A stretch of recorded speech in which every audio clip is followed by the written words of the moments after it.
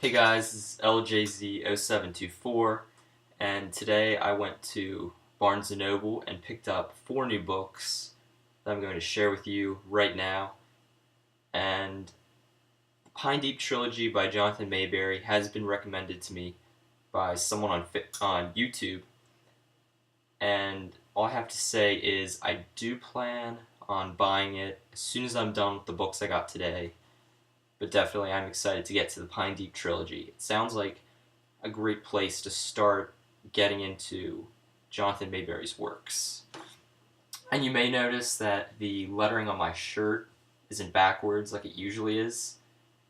That's because originally I'd been using Photo Booth on my computer, but now I'm trying out iMovie, and in my opinion, everything just looks better the way it should be, and seems a little brighter too, so maybe easier to see me. Anyway, the 4 books I got today. The first one is The Last Castle Rock Story, which you may know what I'm talking about by just hearing that. And it is a lengthy Stephen King book. It is 731 pages. This is another one of those Stephen King books where, upon reading, plot just sounded interesting. And I checked on Amazon.com. It has had good reviews, so I bought it. It is Needful Things by Stephen King. And I cannot wait to get into this, but I have a stockpile of books, and I have so many to get to. But I'll try to get to this. The next book I got was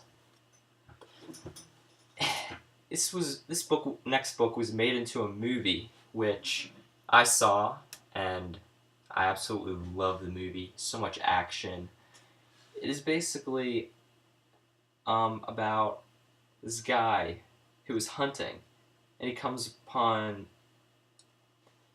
the site of a drug trade gone wrong. And there's always dead people lying around, and the guy finds a case full of money. So he runs away with the money thinking, wow, I found free money. What could go wrong? But it turns out there's a tracking device in the case full of money, and this one guy who survived the drug trade is now tracking this guy down for his money, and it's just a life and death, it's so suspenseful. The acting is great, and there's some parts where so much of it, there's no speaking whatsoever, no acting. It just adds to the suspense, and I just love the movie and how it plays out. So yes, if you haven't guessed already, this is No Country for Old Men by Cormac McCarthy. The movie, as you can see, got an Academy Award winner for Best Picture. And this movie just delivered. I love the movie. Can't wait to try out the book. I was deciding either The Road by Cormac McCarthy or this book, No Country for Old Men. I chose this because I actually know the story for this, and I've seen the movie, and the movie's awesome, so I just decided on this. And the one thing I hear about Cormac McCarthy's writing style that's different is apparently, and you can tell by looking in his book on any page, he does not use quotation marks. And whenever, normally in a book it says, for instance, look over here, Joe said. In his books, it just says, look over here, he said. It does not have the person's name. It does not say who said it. So it does become, I'm guessing, slightly confusing if there's maybe 5 male characters talking at one time. Because in that case, it's just going to say, he said, he said, he said, he said, and you're just going to have to, try to, follow along the pattern and that. But I got this, and I hope this is a great read. I'm hoping. The next book I got, I should be ashamed as a Stephen King fan in front of you all, saying that I've not read Bag of Bones. And this is the book I got. Bag of Bones by Stephen King, right here. I've heard that this is the scariest Stephen King novel, and I'm very excited to find out if it is. I did not see the Bag of Bones miniseries that came out not too long ago, but from what I hear, it doesn't follow the book well at all. It's kind of a letdown to hardcore Stephen King fans, but I didn't see it, and I don't really plan to. But the book revolves around paranormal activity and such. I find books that center around paranormal activity and ghosts and spirits and all that, I find that really interesting, so I'm especially excited to get to this book. Plus, this is pretty much a Stephen King classic, I guess you could say.